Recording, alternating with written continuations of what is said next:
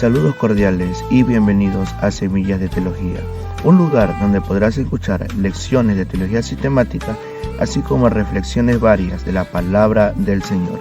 Mi nombre es Luis Bajaña y te invito a escuchar Semillas de Teología.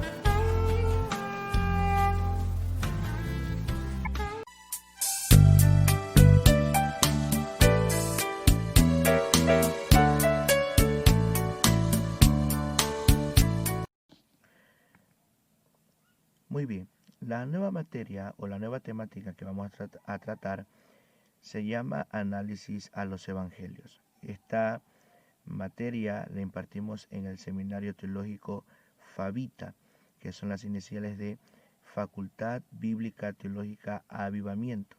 De hecho, tenemos una fanpage de nuestro seminario, la cual se titula FABITA Extensión Milagro. Puedes buscarnos en Facebook como FABITA Extensión Milagro. Puedes suscribirte o puedes darle like a la página y puedes ver el contenido de lo que nosotros impartimos en el seminario. Ahí hay fotos, hay videos de las materias que se imparten en el seminario. Y como les decía, la temática o la materia que vamos a impartir ahora es análisis a los evangelios. Hemos querido intercalar una rama de una doctrina de la teología sistemática con una materia que impartimos en el seminario. Y lo que vamos a aprender por medio de esta materia es conocer todo lo que los evangelios nos hablan del Señor, pero particularmente hablando, hacer un análisis, como dice el tema, o un examen en el buen sentido de la palabra, de cada uno de los libros de los escritores sagrados, de los 4 escritores del Nuevo Testamento, ¿ya?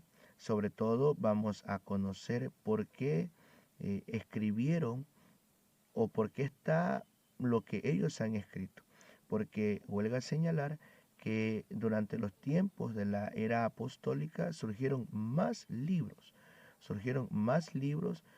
que hablaban de la vida del Señor, pero bajo el canon judío, si cabe el término, algo que vimos en bibliología, si ustedes recordarán, bajo el canon judío pareció al Señor, lo digo así, o le plació al Señor que solamente estuvieran estos 4 libros que tenemos al inicio de nuestro Nuevo Testamento. Por tal motivo, vamos a ver los aspectos generales de lo que son los evangelios. ¿Qué son los evangelios? Alguien preguntará. En primer lugar, los evangelios son un conjunto de libros únicos en su género y en su clase, porque narran parte de la vida del Señor. De hecho, Juan en el capítulo 21, en el versículo 25, según la traducción Palabra de Dios para Todos, dice de la siguiente manera: también hay muchas cosas que Jesús hizo. Si todas ellas estuvieran escritas en libros, en el mundo entero no cabrían los libros. Es decir, que el Señor Jesús hizo más cosas de las que se detallan o se narran en los evangelios, pero sin embargo al Señor nuestro Dios le plació en su corazón plasmar a través de 4 santos hombres de Dios todo lo relacionado a la vida de nuestro Señor. Por tal motivo, los evangelios son un conjunto de libros únicos en su clase. Además, podemos decir que son libros que no pretenden mostrar la vida completa del Salvador. Como decíamos, Dios en su misericordia permitió que se escribiera solo lo necesario para nuestra edificación espiritual. Ahí entra casualmente el pasaje que dimos lectura de Juan capítulo 21 versículo 25. En la versión Palabra de Dios para Todos, como les decía, dice, parte del versículo dice, si todas ellas, es decir, si todas las cosas que hizo Jesús estuvieran escritas en libros, dice Juan, en el mundo entero no cabrían los libros. Ahora, estos evangelios, los 4 libros en particular, nos muestran con mucho detalle, en primer lugar, la pasión de Cristo. De hecho, la pasión de Cristo ocupa un quinto del total de los evangelios. Es decir, cada libro, cada texto de los evangelios, Mateo, Marcos, Lucas y Juan, se escribieron particularmente para narrar con detalles la pasión de Cristo durante su última semana de vida, porque se sabe ya, de acuerdo a estudios bíblicos, que, por ejemplo, Marcos narra gran parte de su libro, narra la última semana de vida de Jesús. También estos evangelios nos muestran la muerte expiatoria de Cristo, nos enseñan con gran lujo de detalle la muerte expiatoria de Cristo. Y si tú estudias los 4 evangelios, te darás cuenta que cada uno complementa al otro. Nos muestran cómo fue el padecimiento de Jesús desde que fue sentenciado a muerte, si cabe el término, por Pilato, cómo fue maltratado, cómo fue vituperado, cómo fue escarnecido, que dicho sea de paso, eso también es parte de la pasión de Cristo, y nos muestra con gran lujo de detalle cómo fue su muerte, ¿no?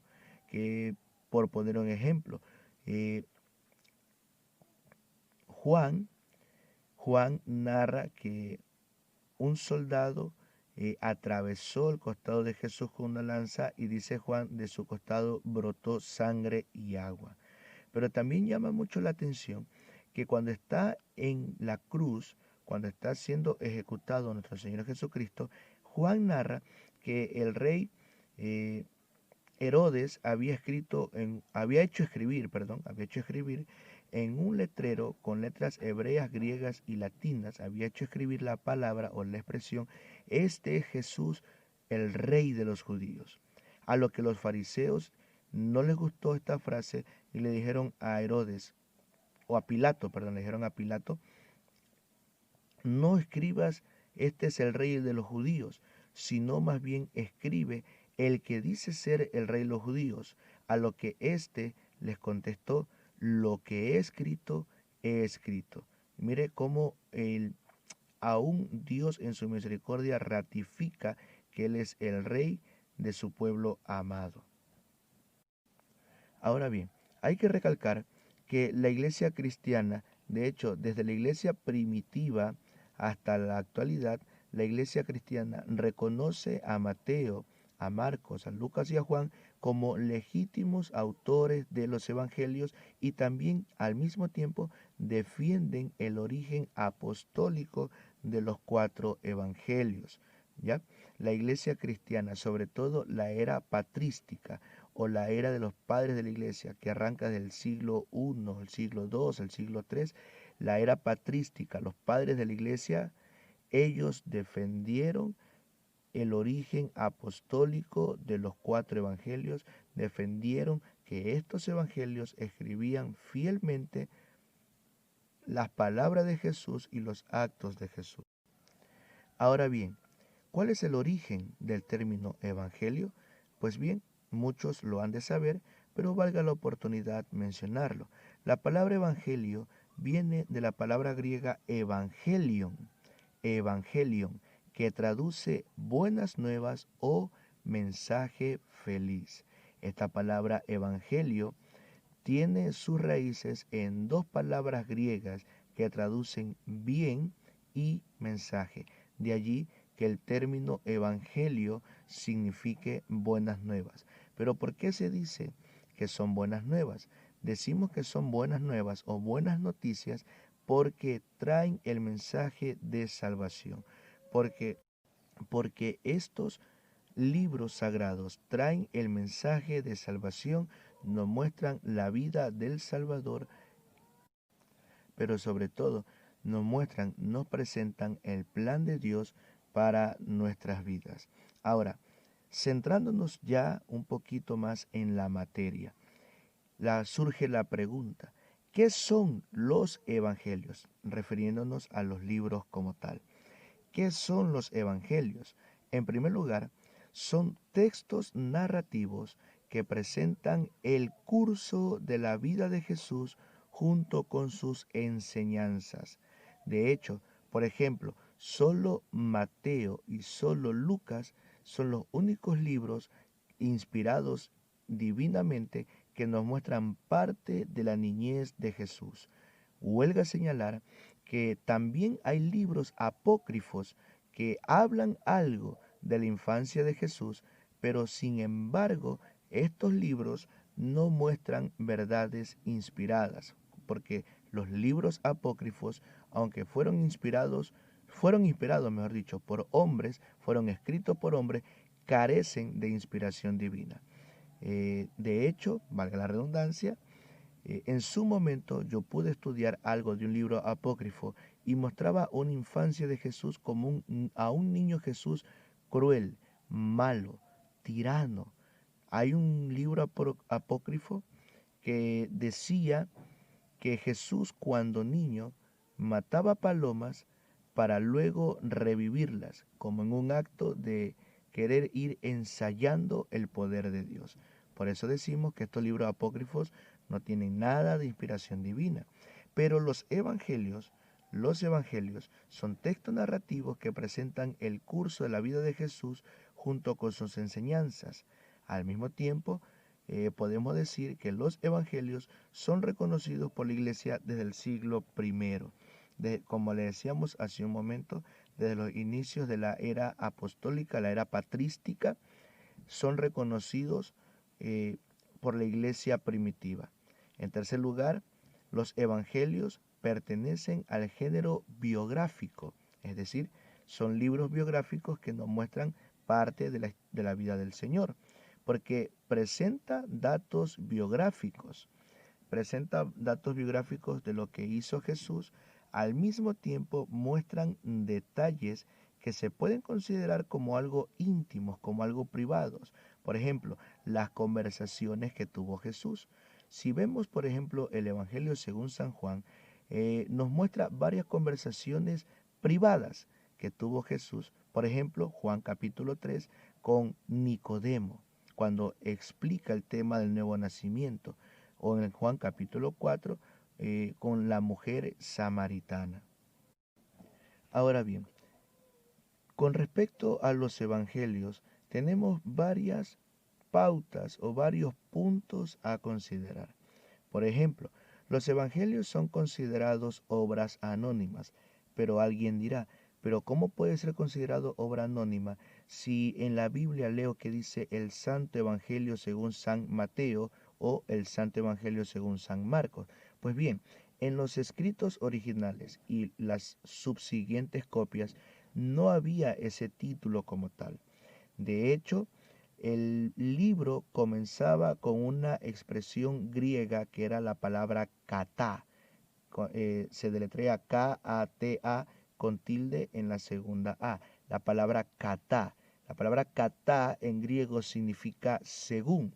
Entonces el libro encabezaba diciendo kata Mateo, que sería la expresión griega de según Mateo, o kata Marcón, que era la expresión para según Marcos. Luego tenemos que otro punto a considerar, que Marcos, sin saberlo, inventó el término evangelio. Esto por cómo comienza su libro. En Reina Valera comienza el Evangelio según San Marcos, comienza diciendo principio del Evangelio de Jesucristo, Hijo de Dios. ¿Ya? Pero cuando Marcos escribe principio del Evangelio de Jesucristo, no lo está diciendo como dijimos, por inventar el término, sino porque en el principio de su libro él está dando a entender que todo ese libro habla de la buena noticia, de las buenas noticias de el mensaje de salvación. Luego tenemos que Jesús de Nazaret es el personaje principal de los evangelios. Muy bien, y esto es lo lógico, ¿verdad? Alguien dirá, pero bueno, eso es lo lógico, ¿no? Que Jesús sea el personaje principal de los evangelios. Sí, porque los evangelios presentan varias facetas de Jesús. Por ejemplo, muestran a un Jesús como pastor de un rebaño, como cuando le da de comer a los 5.000. Muestra a un Jesús que enseña las verdades del reino. Muestra a un Jesús que es celoso por el pueblo de Dios, por las cosas de Dios, como por ejemplo cuando sacó a los cambistas del templo porque habían hecho el templo un mercado.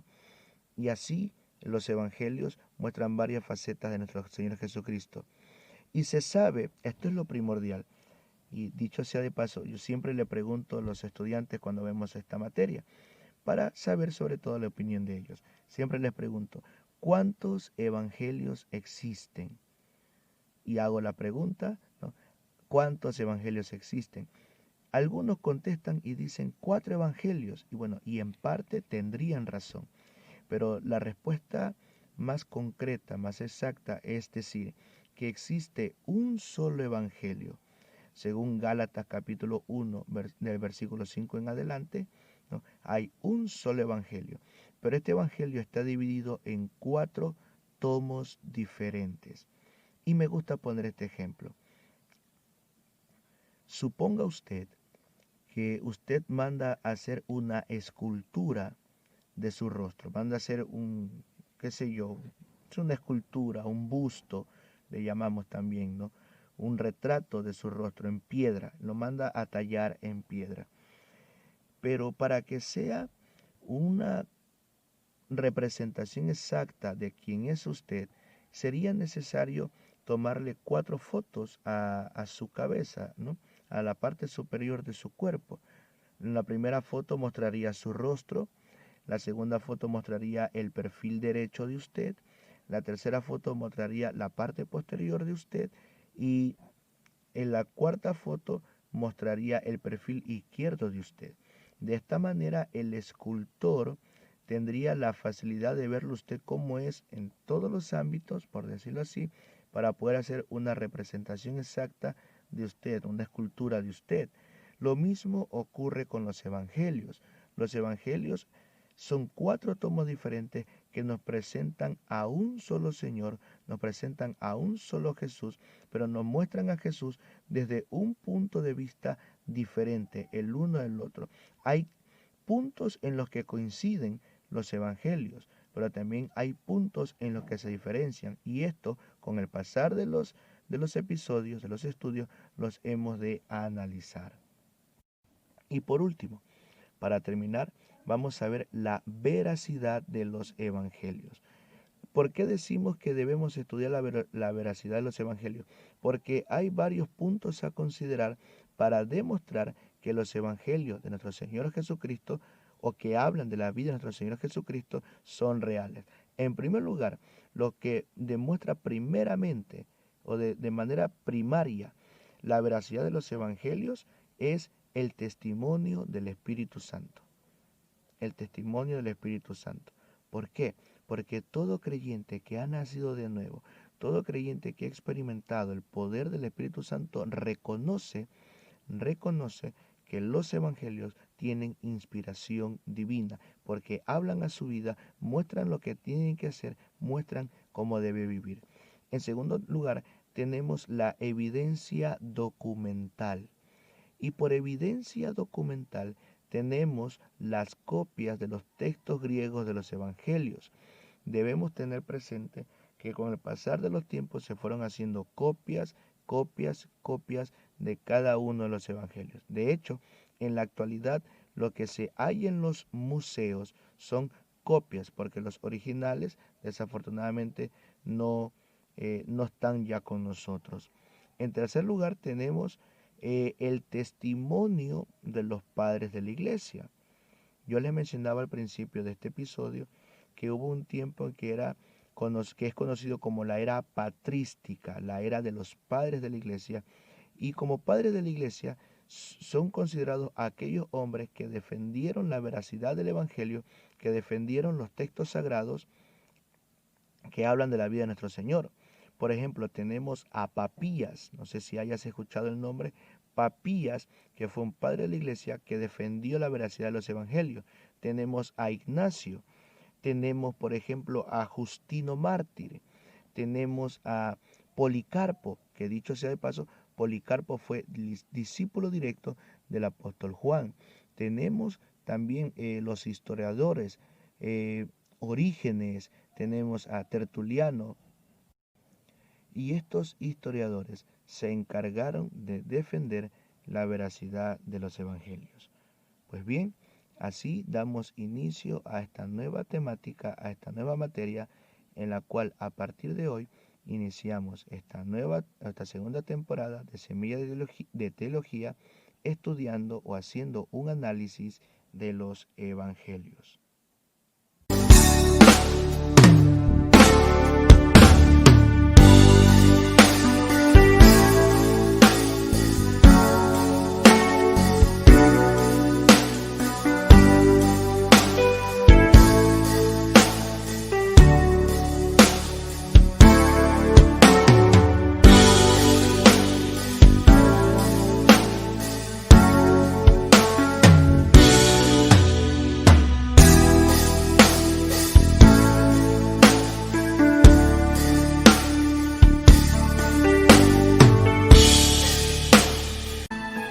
Le damos gracias a Dios por habernos permitido compartir un nuevo episodio de Semillas de Teología. No olvides suscribirte a nuestro canal en Spotify, Semillas de Teología, y seguirnos en Facebook como Semillas de Teología. Saludos, bendiciones y hasta pronto.